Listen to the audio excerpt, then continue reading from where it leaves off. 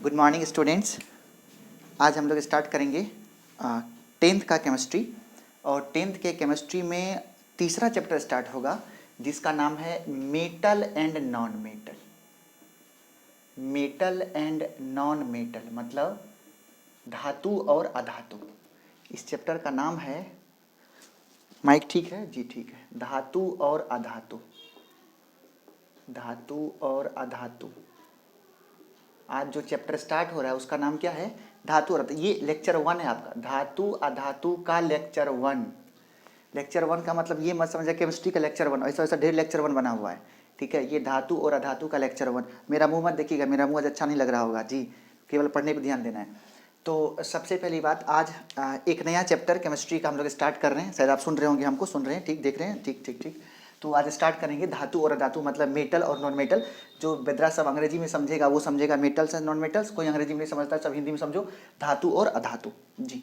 तो इस चैप्टर में मतलब केमिस्ट्री में हम लोग सबसे पहले ये पढ़े कि केमिकल रिएक्शंस कैसे होता है, किस में कौन सा प्रॉपर्टी होता है, कौन सा रिएक्शन फिजिबल है। फिजिबल का मतलब कौन सा रिएक्शन होने लायक है, और कौन सा नॉन फिजिबल है मतलब कौन सा होने लायक नहीं है, मतलब कितने प्रकार का रिएक्शन होता है। बहुत चीज़ को हम लोग डिस्कस किए। उसके तुरंत बाद आए तो हम लोग एसिड बेस और सॉल्ट को डिस्कस किए। शायद आपको पसंद भी आया होगा। आप पसंद आएगा या क्या, पसंद कैसे नहीं आएगा, पीट भी करेंगे जाके। उसके बाद कौन सा चैप्टर है? धातु और अधातु। आज हम लोग इसको स्टार्ट करेंगे। थोड़ा सा सेव वेव किए हुए अच्छा लग रहे होंगे। तो धातु और अधातु नया चैप्टर है, बहुत मज़े से इसको आप पढ़ेंगे। और सबसे इंपॉर्टेंट बात, तभी से मजाक चल रही थी, अब जो सीरियस बात ये है, आप लोग जितना भी चीज़ हम बोलें, हम अगर यहाँ नहीं भी लिख पाएँ, अगर हम उसको बोलते हैं तो आपके कॉपी वो छपना चाहिए। मेरा आपसे ये नम्र निवेदन है। और ऐसा कुछ होगा तो फिर और भी निवेदन करेंगे, इसमें क्या। चलिए आइए। तो सबसे पहली बात, जब हम लोग केमिस्ट्री का स्टडी स्टार्ट करते हैं तो एक चैप्टर है लास्ट में जाके पीरियोडिक टेबल। वो बोलता है पीरियोडिक टेबल में हम लोग जितने सारे तत्व हैं उनको सजाते हैं, लेकिन यहाँ पे तत्व का जो एक भाग है धातु और अधातु, उसके बारे में हम लोग स्टडी करते हैं। तो सबसे पहले जब आप केमिस्ट्री में थे, 9th के केमिस्ट्री में एकदम बहुत बेसिक चीज़ सब पढ़ रहे थे, तो वहाँ पे आप पढ़े थे मैटर के बारे में। मैटर का मतलब होता है पदार्थ, मैटर का मतलब होता है द्रव्य।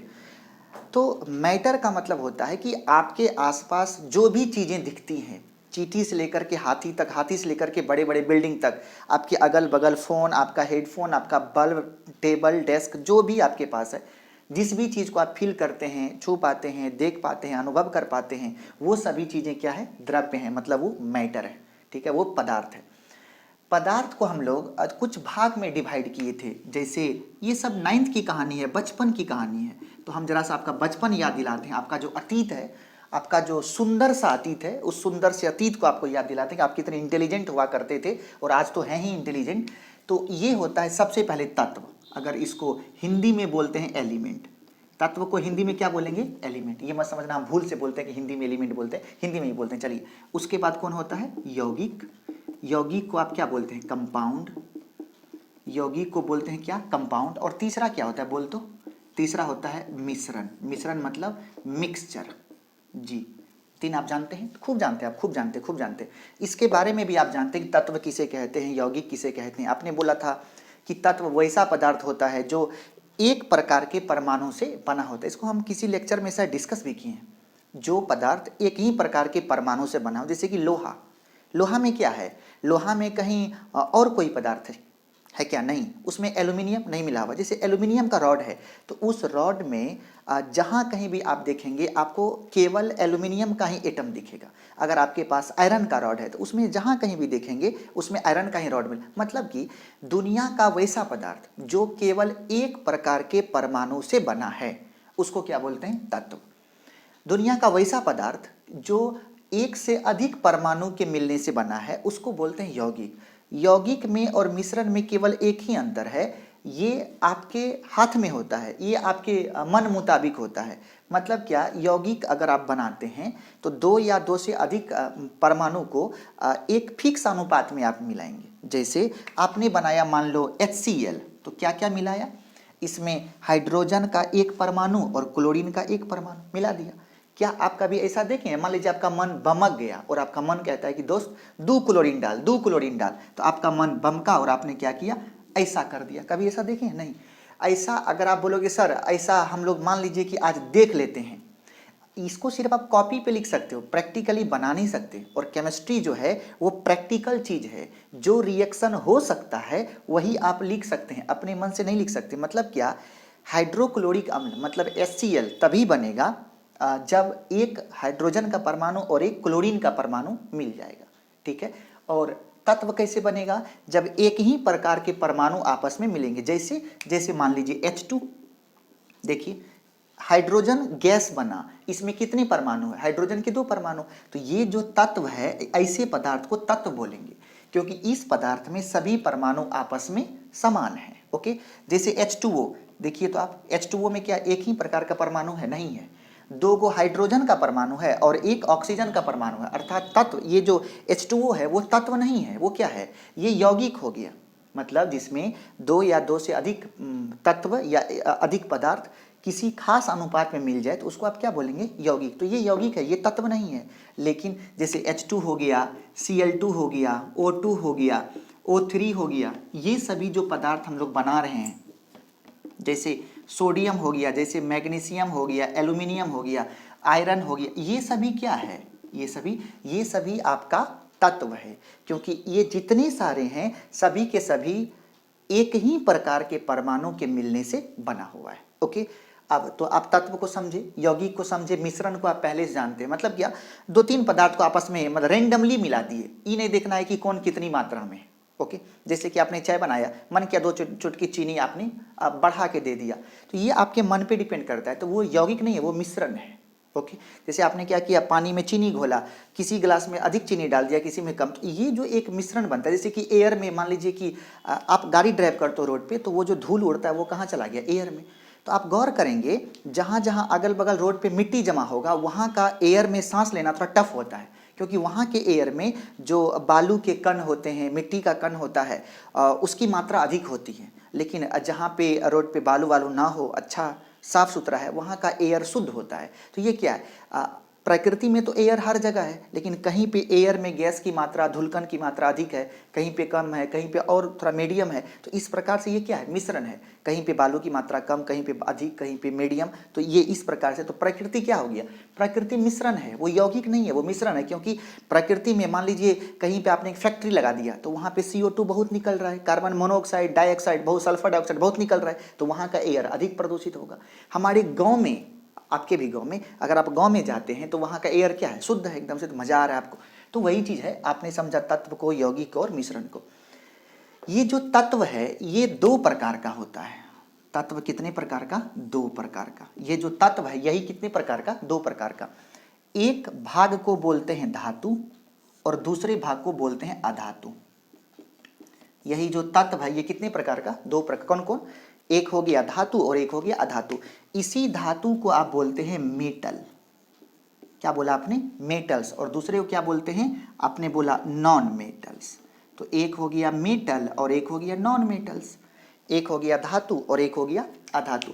इस दोनों के अलावा एक और इसका संबंधी है, एक इस दोनों के अलावा एक और संबंधी है। जैसे गांव में भी आप देखेंगे, अपने घर में या फिर आसपास कुछ लोग ऐसा होगा जो आपके भी पार्टी में होगा, आपके अपोजिट वाले के भी पार्टी में होगा, जिसको हम लोग बीच बीचवा बोलते हैं। तो कुछ ऐसा भी लोग है जो कभी कभी मजा आने पे धातु के पक्ष में रहता है और कभी कभी मजा आने पर अधातु के पक्ष में रहता है। उसका एक नाम है जिसका नाम है उपधातु। क्या नाम है उसका, उपधातु। उसको हम लोग बोलते हैं मेटालॉइड्स, उपधातु। तो उसकी चर्चा यहाँ अभी नहीं करेंगे, थोड़ा सा हटके करेंगे, लेकिन हम समझा दिए धातु अधातु के फैमिली में एक ऐसा भी इंसान है जो दोनों तरफ रहता है। कभी कभी लुढ़क के धातु की तरफ चला गया, कभी कभी लुढ़क की अधातु की तरफ चला गया। मतलब उसके मन पे है, जब मजा, जिधर उसको मजा आएगा उधर वो शिफ्ट करता रहेगा, आप डरिए मत। तो ये जो तत्व है यही कितने प्रकार का, 2 प्रकार का, एक धातु और एक अधातु। हम लोगों को इसी दोनों के बारे में डिटेल्ड स्टडी करना है, इसीलिए आपके चैप्टर का नाम है धातु और अधातु। आप 9th तक ये सभी कुछ पढ़ चुके हैं, इसीलिए आप गौर करो 10th में जहाँ पे आपने 9th खत्म कर लिया उसके बाद स्टार्ट हुआ है। एक भाग हो गया धातु और एक भाग हो गया अधातु। इसी के बारे में आपको पढ़ना है कि धातु में कौन कौन सा गुण होता है, अधातु में कौन कौन सा गुण होता है, कौन कौन सा धातु सक्रिय है, कौन कौन सा धातु सक्रिय नहीं है, जो धातु है वो अधातु के साथ मिल करके किस प्रकार से बंधन बनाता है, अधातु अधातु के साथ मिल करके किस प्रकार का बंधन बनाता है, बंधन कितने प्रकार का होता है, बॉन्डिंग बॉन्डिंग बॉन्डिंग दो प्रकार का, एक इलेक्ट्रोवैलेंट बॉन्ड, एक कोवैलेंट बॉन्ड, एक हो गया आयनिक बंधन और एक हो गया सहसंयोजक बंधन। इसी को तो डिटेल स्टडी करना है, उसके बाद आपको समझना है। जैसे मान लो अभी के युग में देखते हैं आपकी सब कुछ लोहा का, पहले तो लोग खिड़की दरवाजा अभी लकड़ी का बनाता है, अब तो वो भी खत्म हो गया, खिड़की दरवाजा घर में अब कुछ दिन के बाद लोग शर्ट पैंट भी लोहा का ही बनवा के पहनेगा, तो उसलिए डरिए मत। तो क्या क्या देख रहे हैं कि मतलब कुछ भी करता है तो लोहे से ही करेगा, जैसे जेसीबी से बड़का बड़का मशीन से लेकर के सुई तक सब कुछ लोहा का लोग बना रहा है। तो वो जो लोहा है वो आता कहाँ से है, आप सुने होंगे कि खान होता है, सलमान खान नहीं, खान खान जो मिट्टी के अंदर में है जी, तो वो खान होता है, खान कहाँ है, मिट्टी के अंदर में। तो आपको क्या लगता है कि बाल्टी लेके जाएंगे, एक बाल्टी कोड़ के ले आएंगे, यहाँ पे लाके ग्रिल बना लेंगे, ऐसा नहीं होता है। वो जो मिट्टी के अंदर में जो सोना का खान है, लोहा का खान है, एल्यूमिनियम का खान है, तो वहाँ से जो लोहा आप निकालते हैं, आपको यहाँ ये पढ़ना है कि उसको लोहा को निकालते कैसे हैं।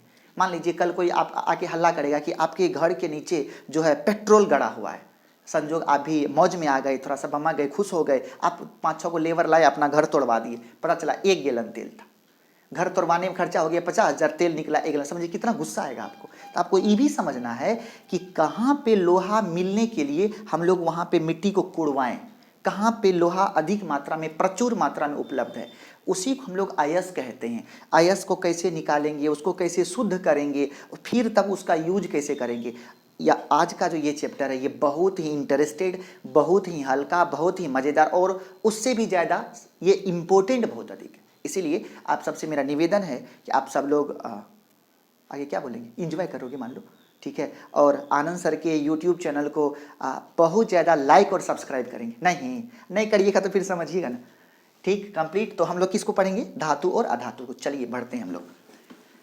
सर आपका केमिस्ट्री कहता है कि प्रकृति में अभी तक, हालांकि जो तत्व का आविष्कार है वो 118, 120, क्योंकि वो रोज का रोज खोज होता रहता है, हम लोग उतना को ही पढ़ते हैं जितना के बारे में हमारे सामने इन्फॉर्मेशन होता है, जितना के बारे में इन्फॉर्मेशन होता है। तो प्रकृति में अभी हम ये मान के चलते हैं कि प्रकृति में जो ज्ञात तत्व हैं उसकी संख्या है 114। प्रकृति में कितने तत्व ज्ञात हैं, 114।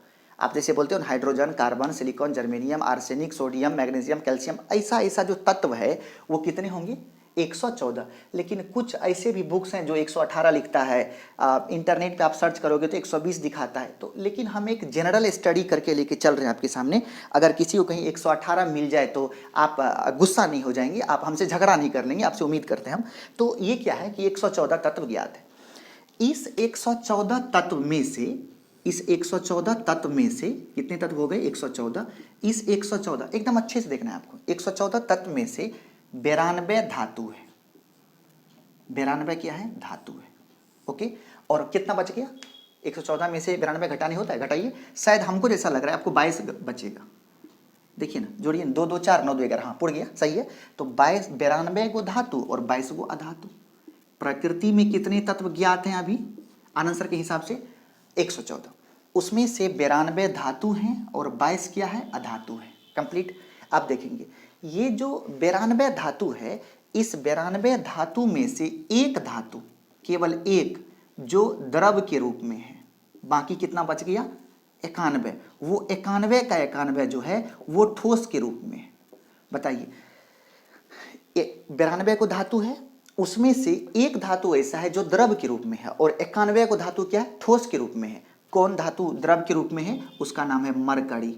मरकरी का संकेत आपको आता होगा Hg, मरकरी, इसी को आप पारा भी कहते हैं।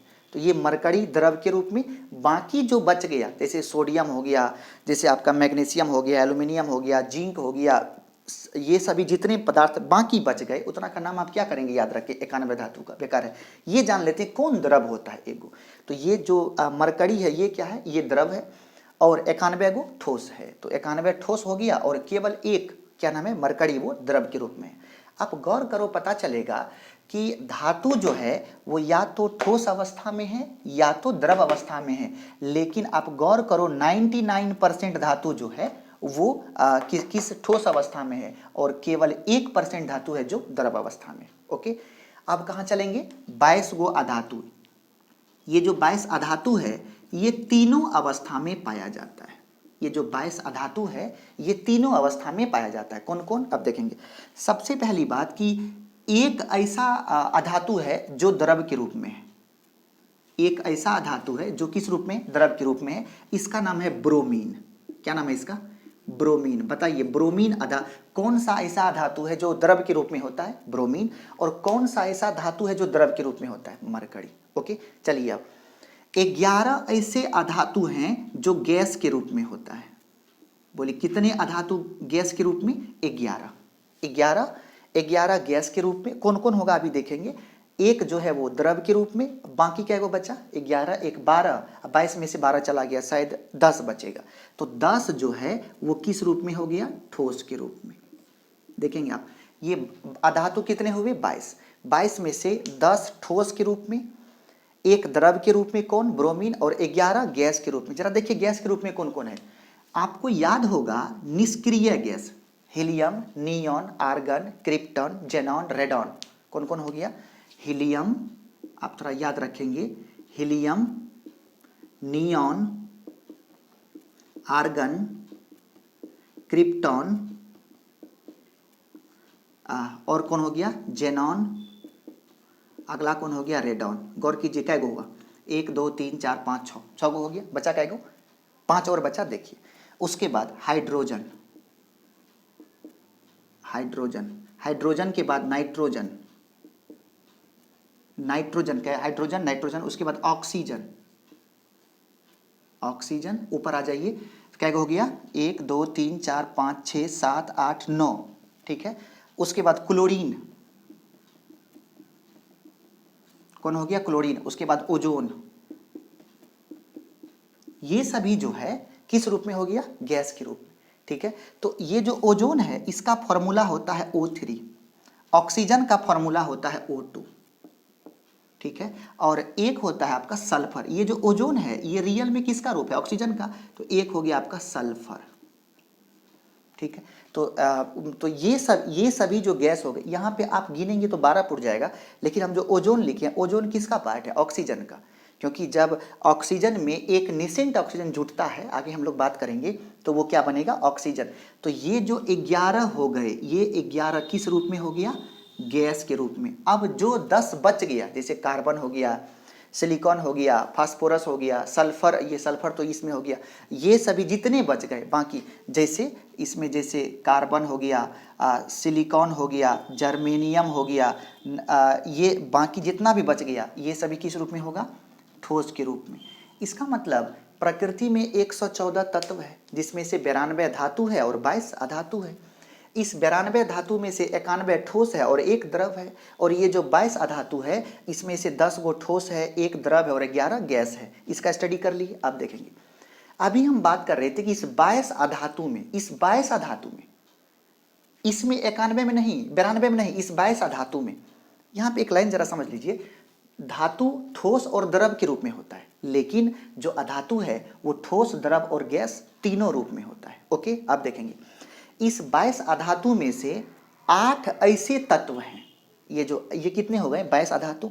इस 22 अधातु में से 8 ऐसे तत्व हैं जो उपधातु है, मेटालॉइड्स जिसको बोलते हैं। क्या है वो, उपधातु है। ये जो आपके पास 22 है, इस 22 में से 8 ऐसे लोग हैं जो किस रूप में हैं, उपधातु के रूप में। इसका मतलब है इस 22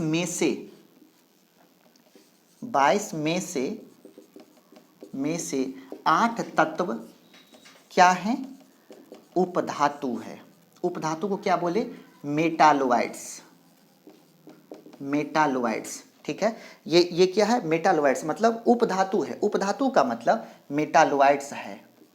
उपधातु का मतलब जो तत्व धातु और अधातु दोनों के तरह कार्य करे, ठीक है। तो यहाँ पे एक लाइन लिखते हैं, उपधातु वैसे तत्व हैं। सर धातु भी तत्व है, अधातु भी तत्व है, इसीलिए धातु हो या अधातु उसको हम लोग तत्व कह सकते हैं, क्योंकि ये जो आपका तत्व है वही धातु और अधातु में बटा है। अधातु वैसे तत्व हैं जो धातु और अधातु दोनों के रूप में कार्य करता है, कार्य करता है। क्या बोले? उपधातु वैसे तत्व हैं जो धातु और अधातु दोनों के रूप में कार्य करता है। ये कितने हैं? ये 22 में से 8 तत्व ऐसे हैं जो क्या है? उपधातु हैं। ओके, अब जरा इसको कैसे याद करेंगे? तो उपधातु कौन कौन है जरा उसको हम लोग देख लेते हैं। उपधातु 8 हैं। इसके लिए आप एक ट्रिक याद रखेंगे। तो हम लोग किसको पढ़ने जा रहे हैं? उपधातु को। तो अभी हम क्या बताएं? उपधातु किसे कहते हैं? तो आपने बोला वैसे तत्व जो धातु और अधातु दोनों, मतलब क्या, कभी आवश्यकता पड़ेगी तो वो धातु भी की तरह भी ट्रीट होगा और अगर आवश्यकता पड़ेगी तो वो अधातु के रूप में भी ट्रीट किया जाता है। और ये है कितने? 8। आपको एक ट्रिक याद रखना है। ट्रिक ये है, बस गए आज सब तेरे दिल में पोलो स्टैटिन। दिल की बात है, थोड़ा संभल के। स्टैटिन, अभी जो ट्रिक लिखे हैं उसमें थोड़ा सा देखिए ना, दिल की बात है इसलिए थोड़ा सा संभल के रहेंगे आप। तो ये ट्रिक है आपका। क्या लिखे हैं? बस गए आज सब तेरे दिल में पोलो स्टैटिन। इसको 2-3 बार आप पहले रिपीट कीजिए, भूल जाएंगे आप। बस गए आज सब तेरे दिल में। किसके दिल में? तेरे दिल में। कौन कौन है? पोलो और स्टैटिन, ये दोनों दिल में बस गया। देखिए कौन कौन है। बो से बोरान, सौ से सिलिकॉन, ठीक है। बो से क्या है? बोरान। सौ से क्या है? सिलिकॉन। गए, गए का होता है गए, गौ का अंग्रेजी क्या है? जी। जी से जीई, जीई का मतलब जर्मेनियम। जर्मेनियम। गए का मतलब क्या है? गए का अंग्रेजी क्या होता है? जी। जीई, जीई का मतलब क्या है? जर्मेनियम। आ से हो गया आर्सेनिक। आर्सेनिक। उसके बाद कौन है? सब। सब सब कैसे लिखेंगे? एसबी। सब को लिखिए ना अंग्रेजी में एसबी। और एसबी किसका संकेत है? एंटीमनी। एसबी किसका संकेत है? एंटीमनी। एसबी किसका संकेत है? एंटीमनी। तेरे, तेरे, तेरे, तेरे, तेरे है। तेरे, तेरे मतलब टेल्यूरियम। टेल्यूरियम। उसके बाद किसके दिल में? पोलो, पोलो, पोलो, पोलो मतलब पोलोनियम। पोलोनियम, ठीक है। उसके बाद ये नाम ही है स्टाइटिन, इसका संकेत होता है एटी, ठीक है। एसबी आर्सेनिक का संकेत एएस, जर्मेनियम का जीई, सिलिकॉन का एसआई, बोरान का बी, सब लोग जानते होंगे। ये 8 गिनिए तेवर, 1 2 3 4 5 6 7 8 पुर गया। तो इसका ट्रिक है, ये 8 उपधातु है। सबसे पहली बात आप जानिए उपधातु कहते किसे हैं। तो आपने क्या बोला कि सर उपधातु वैसा तत्व होता है जो धातु और अधातु दोनों के रूप में ट्रीट किया जाता है। उसका व्यवहार दोनों की तरह है, उपधातु की तरह भी है और धातु की तरह, अधातु की तरह भी है और धातु की तरह भी है। वो हैं कितने? 8 लोग हैं। और उसका ट्रिक क्या है? बस गए आज सब तेरे दिल में पोलो स्टैटिन। कभी आपको गलती नहीं होनी चाहिए। बो से बोरान, सौ से सिलिकॉन, गए से जर्मेनियम, आ से आर्सेनिक, सब से एंटीमनी, तेरे टेल्यूरियम, पोलो। पोलो अब ये मत पूछिएगा सर दिल मतलब क्या है? अरे वो ट्रिक है भाई, उसमें लाइन पूरा करने के लिए दिया हुआ है, दिल की बात है। पोलो मतलब पोलोनियम, स्टैटिन मतलब 8। स्टैटिन, स्टैटिन नाम ही है तत्व का। कौन है वो? 80। ओके, तो ये हम लोग किसको देख रहे थे? उपधातु को। अब हम लोग यहाँ से आगे बढ़ेंगे। तो पढ़ेंगे धातु का रासायनिक गुण, धातु का भौतिक गुण, अधातु का भौतिक गुण, अधातु का रासायनिक गुण वगैरह वगैरह कंप्लीट। तो इस लेक्चर को आज यहाँ पे रोकते हैं। नेक्स्ट इसके बाद हम लोग स्टार्ट करेंगे धातु का भौतिक और रासायनिक गुण। Okay, thank you so much.